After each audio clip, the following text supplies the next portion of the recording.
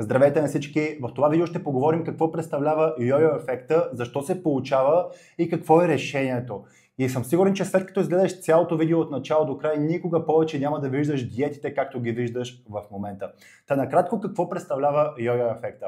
Много от хората, които са се опитвали да отслабнат, си казват следното. Окей, започвам диета, която ще ми помогне да отслабна. Много често тези диети са на базата на ограничение, на гладуване и така нататък. Започва да следва стриктно диетата, сваля килограми, но в момента, в който диетата свърши или вече не може да спазва диетата, килограмите много бързо се връщат. Това е общо взето йо-йо ефекта. Защо се получава така? Защото всяка една диета в основата е да те постави в калориен дефицит. Т.е. да приемаш по-малко калории, отколкото изразходваш. И в момента, в който започнеш да спазваш стриктно диетата, ти приемаш по-малко калории и съответно започваш да отслабваш.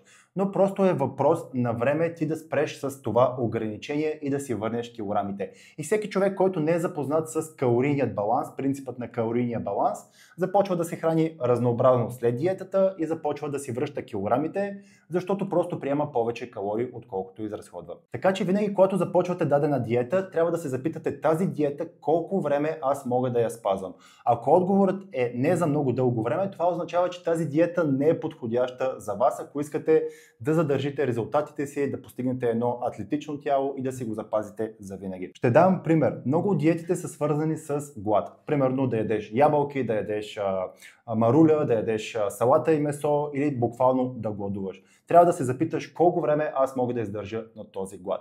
Или примерно много от диетите са свързани с това, че ти изрязват цели хранителни групи, примерно въглехидратите. Трябва да се запиташ аз мога ли цял живот да не ям ябълка, да не ям плодове, да не ям тестени продукти, да не ям сладко и така нататък. Ако можеш да го правиш това, окей. Но аз не мисля, че човек може общо взето да се абстрахира изцяло от въглехидратите. Или примерно има диети, които са свързани изцяло с еднообразно хранене. Т.е. определена храна, определен грамаж и това да го правиш всеки един ден. Аз не познавам човек, който може да се храни с едно и също нещо цял живот. Просто няма такива хора. Така че трябва да се запитате колко време аз мога да изкарам на тази диета. Но нека да си представим, че човек, който е спазвал диета 3 месеца, е отслабнал с 20 кг. Давам пример с жена. Жена, която е 90 кг, следва диета, която я ограничава, гладува, рестриктирва се от храни и така нататък, сваля 20 кг, става 70 кг, но се поглежда в огледалото и отново не е доволна от резултатите си, защото тя е изгубила предимно мускулната си маса и е запазила мазнините. Тоест тялото вместо да изглежда стегнато и оформено, то изглежда отново меко и отпуснато. И въпреки, че се е ограничавала, въпреки, че е свалила 20 кг, тя осъзнава, че тези 20 кг са просто една цифра, тя се е събрала малко, но тялото отново изглежда отпуснато. И сега ще поставя една снимка на две жени, като едната жена е 63 кг в ляво, а другата жена е 57 кг в дясно. И всички може да се съгласим, че жената в ляво, нищо че е с 6 кг по-тежка от жената в дясно, тя изглежда значително по-добре. Това се получава, защото тя има по-голямо съотношение на мускулна маса, отколкото на мазнини. И слагам една снимка отдолу на 1 кг мускул и 1 кг мазнини. И сами може да си направим сметка кое искаме да имаме повече в тялото. А защо тялото предпочита да изгори мускулите, а да запази мазнините? Защото мускулите са активна тъкан. Тоест само докато стоиш и нищо не правиш, тялото гори калории, защото има мускулна маса. А тялото е една машина, която е създадена за да може да оцелееш. На него не го интересува ти дали искаш да си стегна, дали искаш да си атлетичен и така нататък. Той гледа да оцелее. И в момента, в който не му даваш достатъчно калории, той ще гледа да си запазва калориите, които реално изразходва.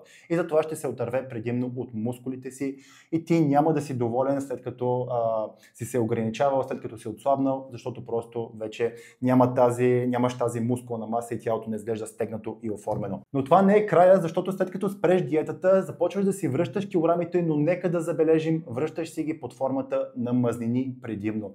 Изгубил си мускулна маса до голяма степен, но си връщаш мазнините. И така, пак давам пример с жената, която е 90 кг.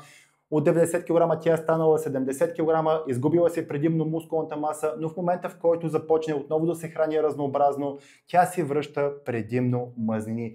И тя изглежда значително по-зле, отколкото преди да започне диетата. И това е един кръг, който буквално може да съсипе психиката на един човек и да си каже: окей, аз гладувах, аз направих абсолютно всичко, което трябваше да направя.